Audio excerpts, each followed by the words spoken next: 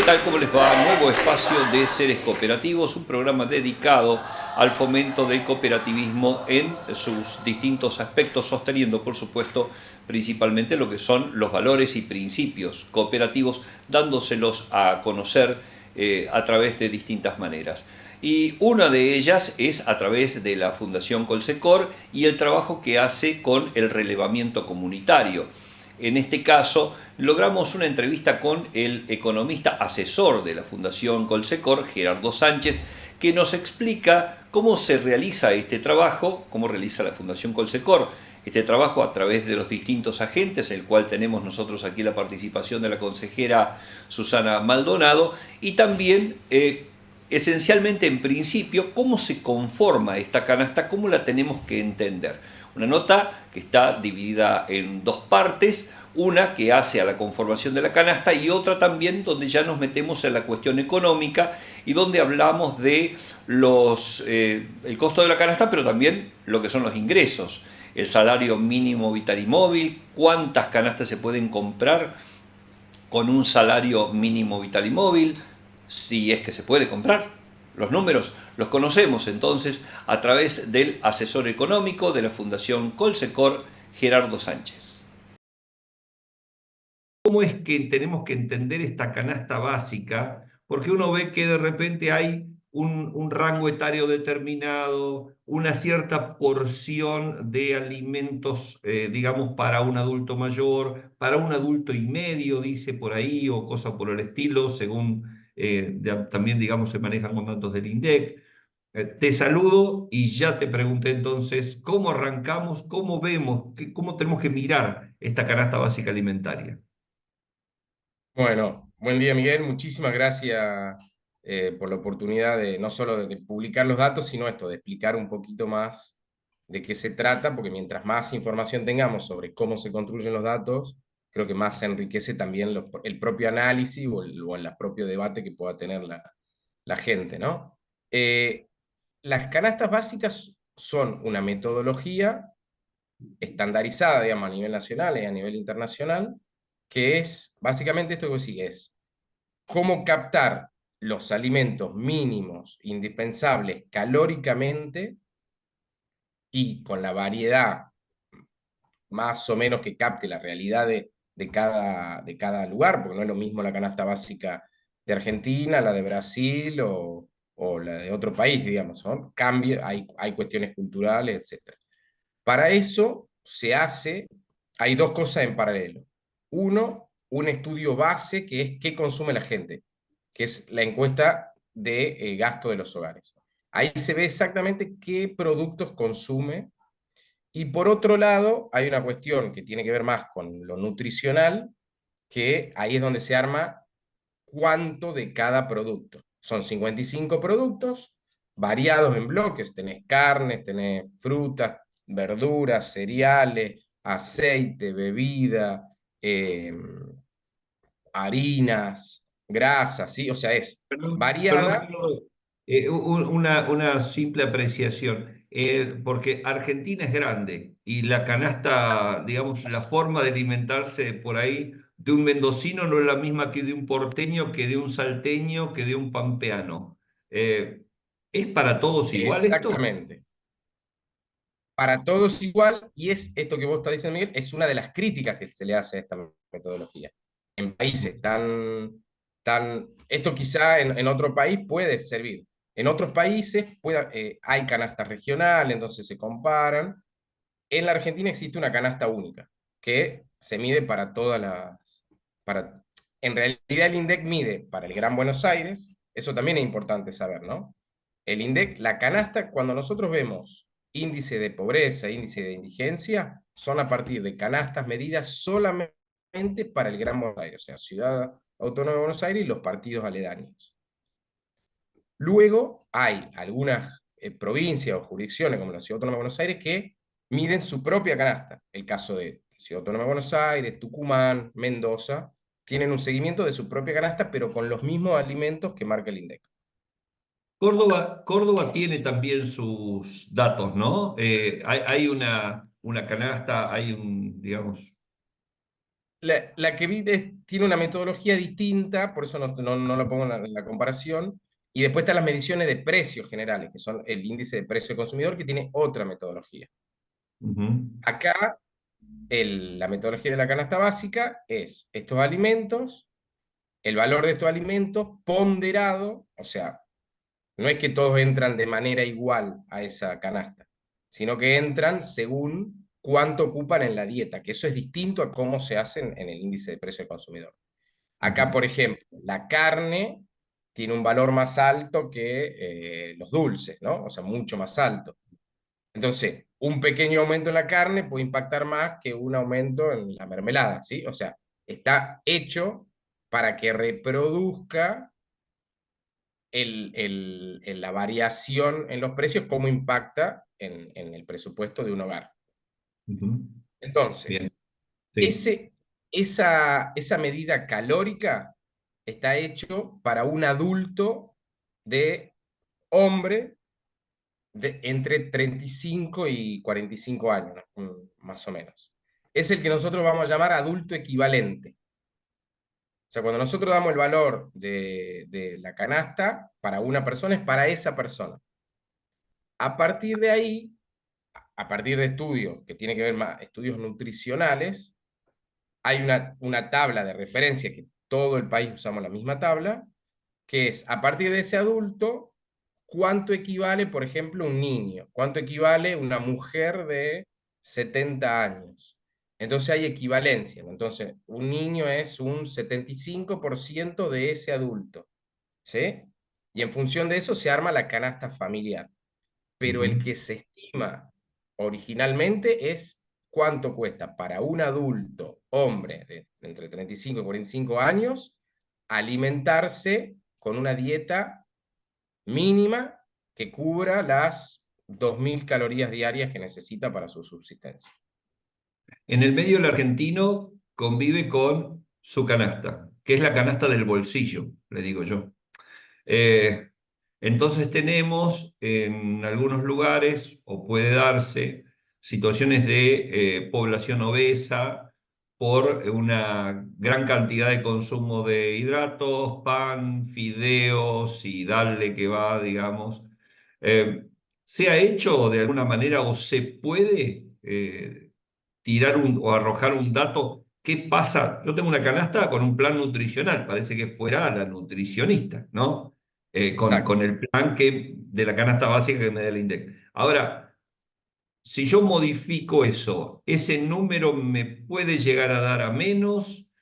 ¿O se lo puedo adecuar? ¿O qué pasa si al revés? Si de repente yo, cuando dice carne, meto una carne que no sea la que eventualmente tiene en medida el INDEC o meto un producto, ¿cómo modifica ahí ese, digamos, ese Ahí, número? ahí uno podría hacer adaptaciones ad hoc, ¿no? Entonces, por ejemplo, vos dijiste, no toda la Argentina consume lo mismo. Yo te podría decir, no todos los estratos sociales tienen la misma eh, composición en su canasta. Entonces con esta misma metodología podría armar, en base a esos estudios, canasta de estratos bajos, estratos medios, estratos altos, norte, sur del país, este, oeste, ¿sí? Eso podría ir adaptando siempre con la misma metodología. Lo que vos estás hablando es importante porque la canasta básica es una canasta teórica. Es si tuvies, ¿cuánto costaría acceder a eso, a una buena alimentación básica? ¿Qué es lo que sucede en la realidad? Que no hay esa variedad nutricional, eso ya hay estudios por otros lados, digamos, y otras ciencias, otras disciplinas, digamos, que lo que pasa es que se cubre muchas veces esas calorías con otro tipo de alimentos que no tienen la misma calidad. Entonces, se puede cubrir con azúcares, con hidratos, y se reemplaza. ¿Qué es lo que más se reemplaza? Frutas y verduras, carne en algunos lugares. Entonces, uno puede acceder o incluso superar calóricamente, pero no, en términos cualitativos es muy distinto. Claro. ¿Y si yo hago una modificación en eso? Porque uno dice, bueno, yo sí, tomo como referencia esta canasta, pero le voy a Sí. sacar o le voy a poner ¿El dato se distorsiona mucho o no? Claro, sí, ¿Cómo? sí, porque los precios relativos de los alimentos no van todos parejos. Para darte un caso, el arroz. El arroz tuvo un aumento en el último año muy por encima del resto de los alimentos. Entonces, si yo pongo más arroz y saco otro alimento, por ejemplo, que viene por detrás, y te va a aumentar. Digamos, ahí está el tema de los precios relativos entre alimentos y que muchas veces son los que ocasionan las sustituciones, ¿no? Esto de, bueno, los meses que aumenta mucho la carne, se sustituye por otra cosa o al revés. Si yo tendría que tener una hipótesis sin saber mucho, es que lo que más se está sustituyendo es frutas y verduras. En toda casa hay objetos que permanecen enchufados constantemente, pese a que no lo utilicemos a diario. Ejemplo de esto son las consolas de videojuegos, los reproductores de música, los aire acondicionados solo frío en invierno, los cargadores de celulares, algún electrodoméstico de la cocina, entre otros objetos. Tenés que saber que estos objetos conectados, por más que no estén en funcionamiento o esté apagado, siguen consumiendo energía. Se trata de una de las maneras en que se desperdicia energía eléctrica más fáciles de evitar.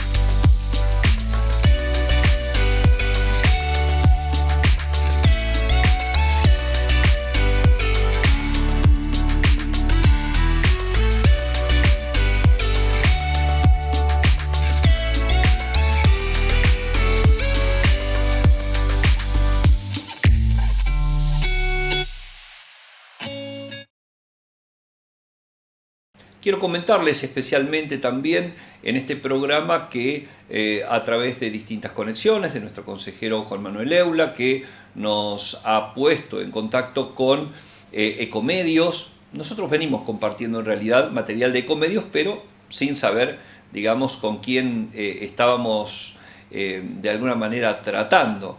Nos contactamos finalmente con la gente de Cooperativas Argentina, Ecomedios, y comenzamos a partir de esta semana. El programa La Nota con Gerardo Sánchez estaba grabado de la semana anterior, pero esta semana ya empezamos a compartir material entonces y a formar parte de esta importante red argentina de medios cooperativos, y también con una gran cantidad de cooperativas que a través de la difusión de sus actividades en distintos puntos del país, bueno, pueden llegar justamente a poner en conocimiento de sus logros, sus trabajos. Y uno de esos espacios será obviamente el que le brindemos aquí a través de la TV Cooperativa de Villa Huidobro. Y nosotros eventualmente también participamos realizando entrevistas a distintas cooperativas, las cuales son difundidas en otros medios, o sea, rebotadas en otros medios de nuestra vasta Argentina.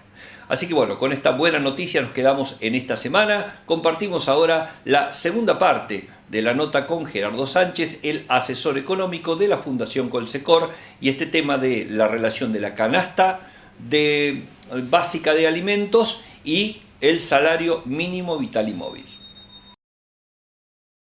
Básica, esa palabrita muchas veces me causa impacto en el hecho de decir, bueno, es como que estamos midiendo el límite, pero inferior al máximo, por así decirlo, ¿no? Exacto. Es que es tal cual eso.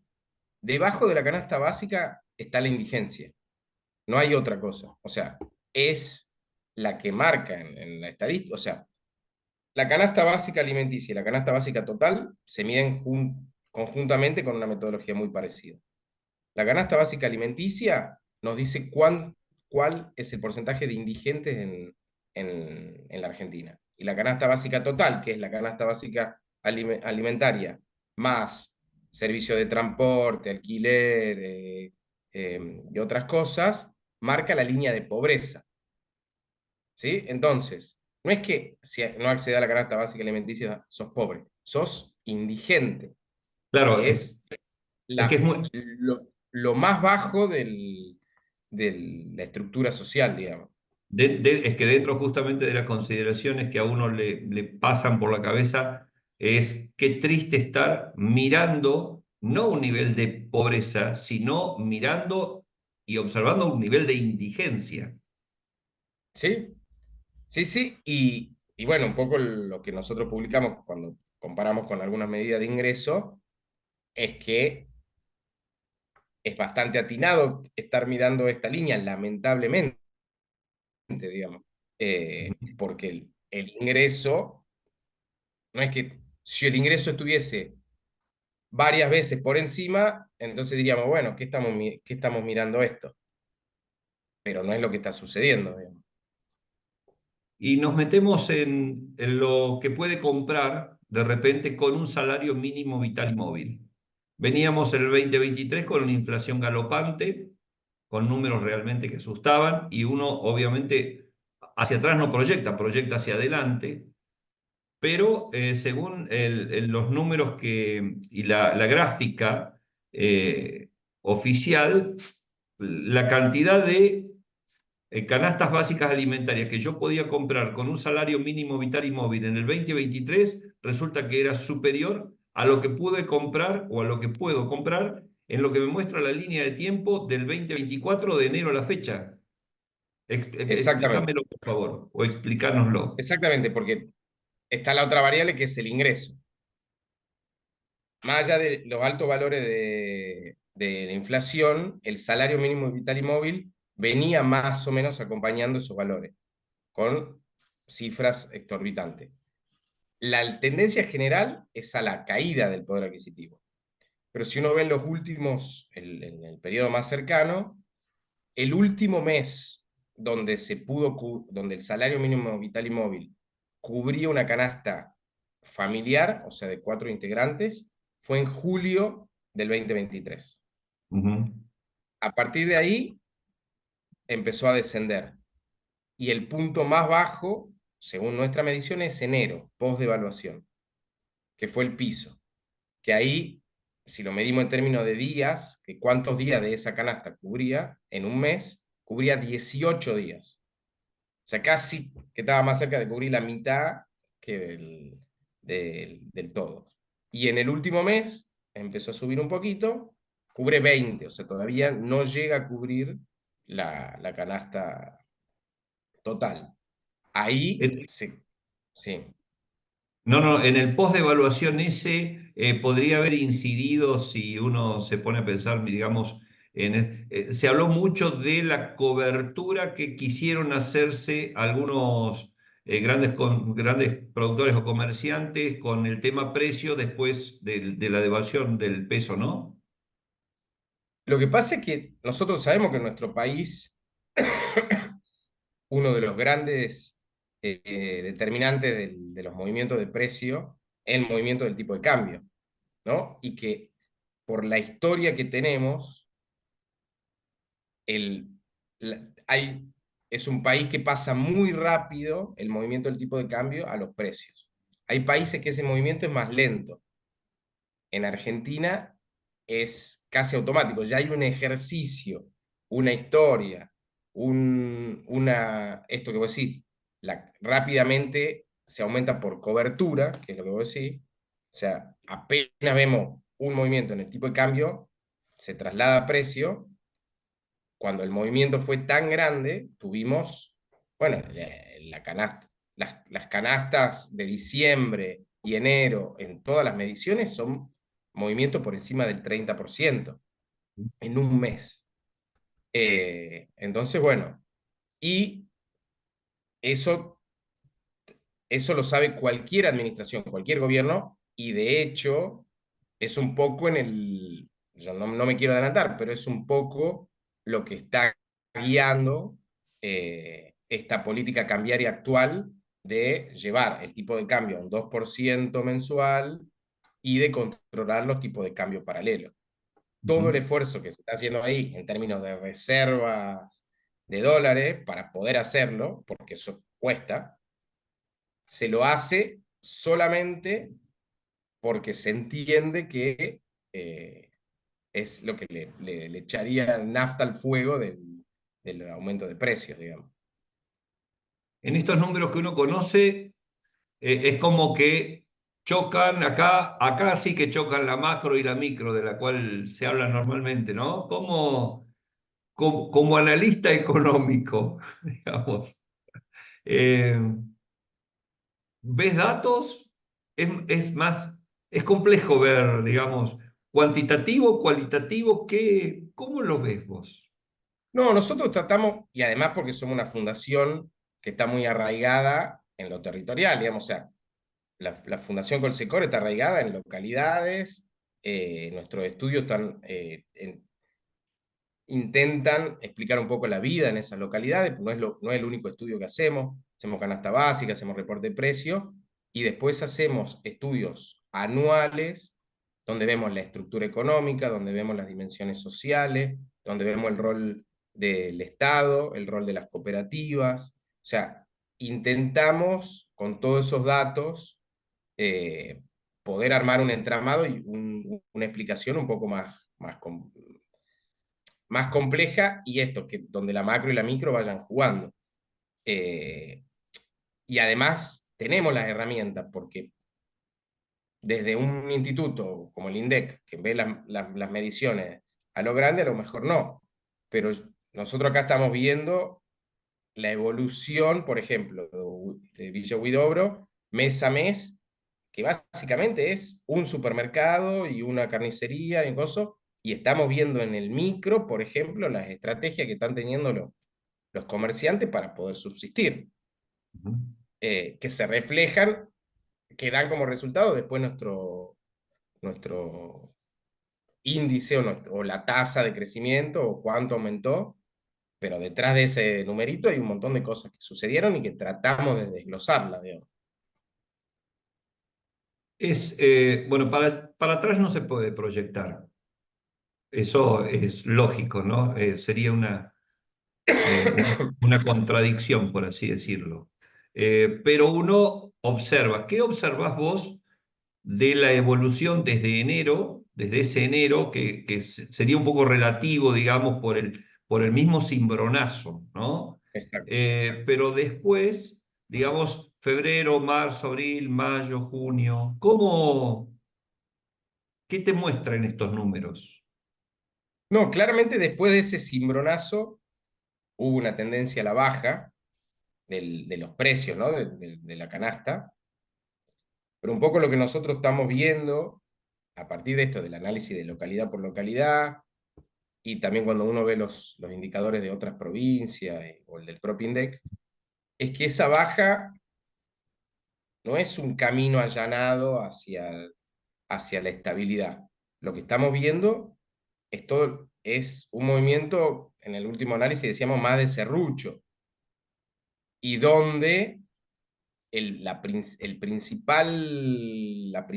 tensión a partir de ahora es la relación entre los precios y la actividad económica. O sea, el ancla, como se dice, o la base, o lo que está traccionando la baja de precios en estos momentos es, sin lugar a dudas, la baja en la actividad económica. Ujú. Bueno, eso, ¿cuánto puede durar? Y un poco, si uno analiza, por ejemplo, la última medición del IPC, del índice de precio del consumidor, tanto el nacional como el de Ciudad Autónoma de Buenos Aires, muestra que dio por encima de lo esperado.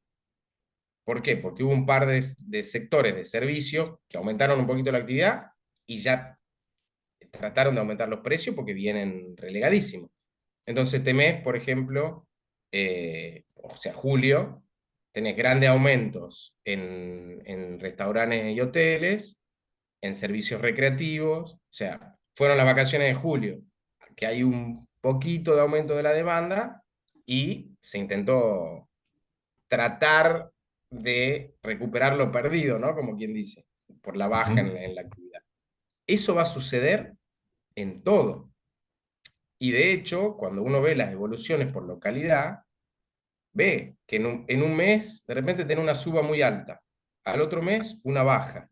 Bueno, ahí está la micro, el dueño de un supermercado que tiene, por un lado, le están cayendo las ventas, pero por otro lado le aumentan los costos, entonces tiene que ir jugando con oferta, pero a la vez cuando puede aumentar.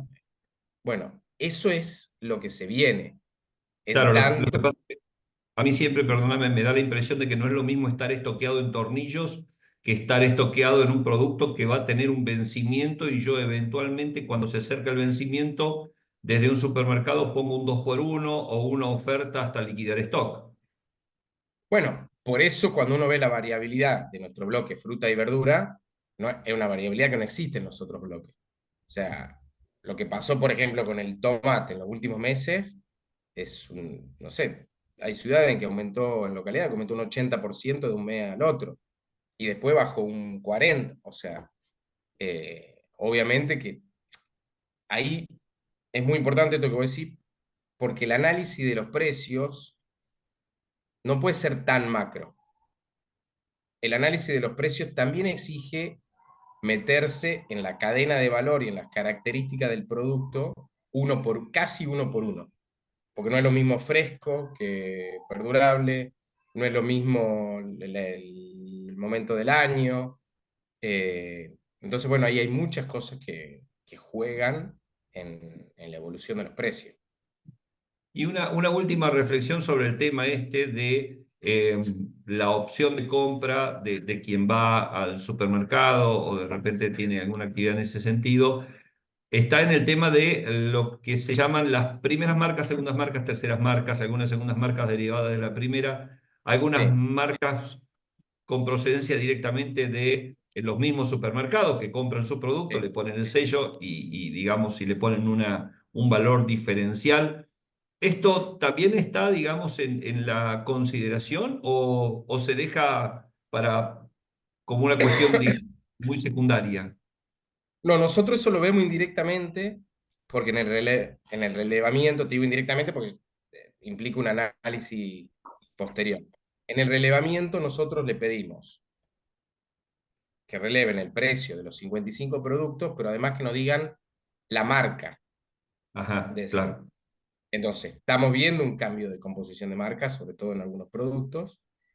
Y algo también muy curioso, que estamos viendo que, por ejemplo, antes el de referencia era, suponete, un paquete de 1 kilo y ahora el de referencia un paquete de 1/4 de kilo, ¿no?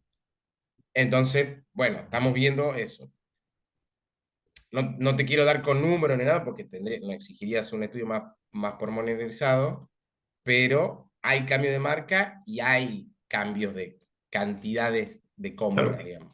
Perdón, voy a esta reflexión porque uno de repente dice, bueno, yo voy al supermercado, compraba la misma yerba, entonces voy relevando esta marca X conocida, pero de repente le puedo preguntar al supermercadista cuál es la marca más vendida, no Eso es lo necesariamente, que hace, eso es lo que y hace fíjate, cada tiene uno de un los. trato diferente. Exactamente. Eso es lo que hace cada uno de los relevadores de precios. Y Ujú. bueno, están notando cambios, digamos, tanto en marcas como en la cantidad, en el paquete de referencia, digamos. Si antes era una yerba de 1 kilo, ahora es la de medio. Ajá, claro. Bueno, arduo trabajo, Gerardo, allí con toda la colaboración de los distintos relevadores de precios. Aquí la tenemos a la consejera Susana Maldonado y así replicará en Gran, distintas localidades gran las colaboradora. No, 30. y es que no se podría hacer un operativo así si no hubiese personas como ella en cada una de las localidades que salen cada mes.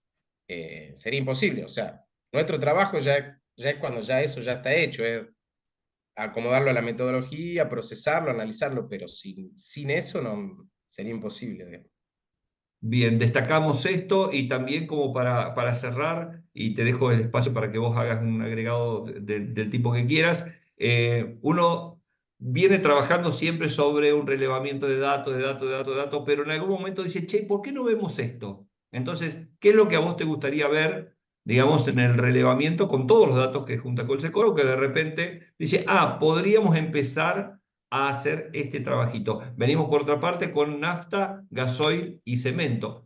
Digamos, es otra cuestión, ¿no? Pero, ¿qué es lo otro que te gustaría ver? No, a mí, no tanto en qué indicador o qué ver, a mí sí me gustaría más esto, que los informes que nosotros hacemos, ver la utilidad que tiene cada una de las localidades o generar espacio donde, por ejemplo, esto, el supermercadista con algunos consumidores, con el de la estación de servicio.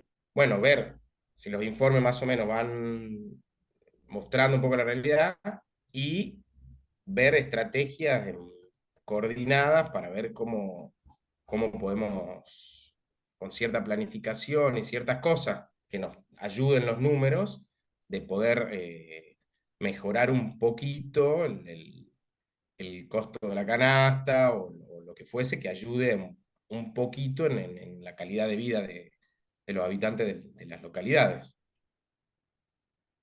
Gerardo, muchísimas gracias por tu tiempo. Gerardo Sánchez, economista asesor de la Fundación Colsecor, gracias por tu tiempo. Y bueno, nosotros seguimos tomando estos datos, dándolos a conocer, como para trazar una línea y mostrarle a la gente por dónde, en dónde estamos o en dónde estuvimos hace un tiempo. Pero eventualmente cada uno después, desde su bolsillo y su capacidad, hará lo posible para que esta canasta rinda lo más posible. Muchísimas gracias. Muchísimas gracias a vos y bueno, acá estamos siempre que publiquemos para poder discutirlos y esto de desmenuzarlos.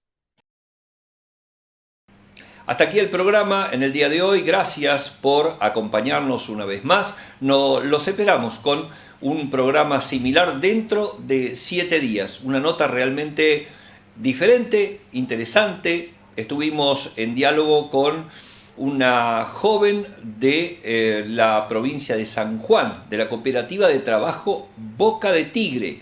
Material este que tenemos entonces para la semana que viene en Seres Cooperativos.